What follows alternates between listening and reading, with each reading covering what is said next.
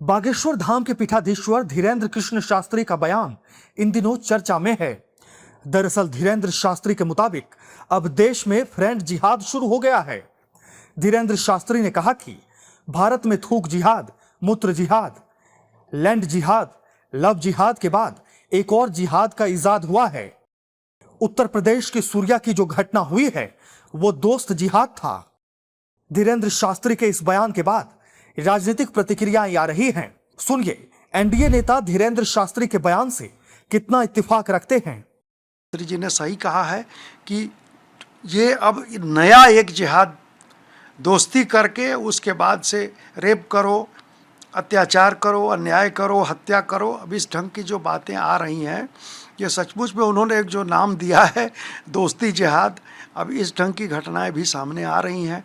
मैं समझता हूं कि इसका भी संज्ञान प्रशासन, शासन इसका लेगा और अपने हिसाब से काम करेगा। धीरेंद्र शास्त्री के इस बयान पर संत समाज की भी प्रतिक्रियाएं आई हैं। संतों की माने तो धीरेंद्र शास्त्री ने जो कुछ कहा है वो सही कहा है। हम समर्थन करते हैं और निश्चित रूप से जिस प्रकार से लैंड जिहाद, लव जिहाद, थूक जिहाद की घटनाओं के बाद ये फ्रेंड जिहाद का इजाद हुआ है और गाजियाबाद के शूर्य की जिस प्रकार से निर्मम हत्या ईद के दिन की है, ये पूरा देश का हिंदू समाज इससे चिंतित है। संत समाज चिंतित है। हिंदू समाज को अपने नवयुवकों को, नवयुवतियों को सावधान रहने की आवश्यकता है। केवल ये लोग दोस्ती के नाम पर ऐसे नवयुवकों की हत्या करने पर उतारू हो गए। सराहनीय कदम है और धीरेंद्र शास्त्री जी समय समय पर समाज में जो इस प्रकार की घटना है उस पर वो बयान देते हैं और धर्माचार्यों का ये दायित्व तो बनता है समाज को मार्गदर्शन देना। और मेरा सरकार से और राजनेताओं से भी आग्रह है कि दोनों धर्मों के बड़े धर्माचार्यों की एक ज्वाइंट मीटिंग होनी चाहिए।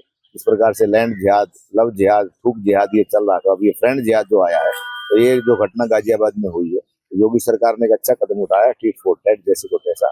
जिन लड़कों ने इस घटना को एक ऐसे पवित्र त्योहार के दिन, जो मुसलमानों का बकरीद का बड़ा त्योहार है, उसको अंजाम दिया, तो उसका वही अंजाम हुआ। और इस प्रकार की घटनाओं पर समाज में जो धर्माचार्य है, मेरा ये मानना है, उनकी दोनों की ज्वाइंट मीटिंग करके समाज में भी एकता का संदेश देना चाहिए। जबकि उनके इस बयान पर ऑल इंडिया इमाम एसोसिएशन के प्रेसिडेंट मौलाना साजिद रशीदी भड़क गए हैं और क्या कुछ कह रहे हैं, सुनिए।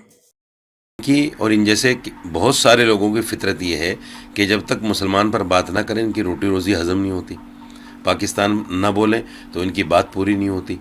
ये सब लोग कहीं ना कहीं इस्लामोफोबिया से ग्रस्त हैं। मुसलमानों की नफ़रत इनके दिल में बैठ चुकी है। हालांकि कुछ पहले इनके बयानात अच्छे आने शुरू हो गए थे, देश को बचा लो नहीं तो अनर्थ हो जाएगा, फलां होगा, ये होगा, गलत हाथों में देश है, इस तरह की बातें कर रहे थे। अब फिर हो सकता है कोई दबाव उबाव किसी तरह का हो, फिर इसी तरह के बयान देने शुरू कर दिए। मैं इस बयान की निंदा करता हूँ।